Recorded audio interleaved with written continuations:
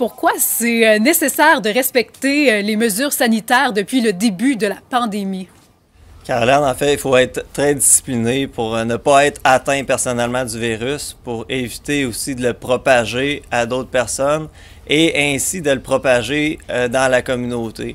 Donc, ce qu'on veut à tout prix, c'est éviter le plus possible les hospitalisations qui pourraient mettre en péril notre système de santé.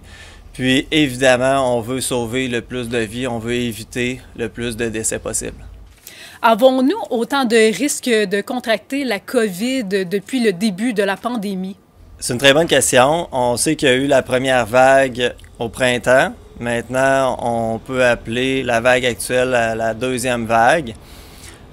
Donc, on croit qu'il y a plus de risques de contracter la COVID-19. Pourquoi? Parce qu'il y a une transmission communautaire qui est beaucoup plus installée dans cette vague-ci. Donc, c'est pour ça que les mesures d'hygiène de base et la distanciation sociale sont très importantes à respecter. La COVID-19 peut-elle perdre la force avec le temps? Actuellement, on n'en connaît pas beaucoup sur le virus.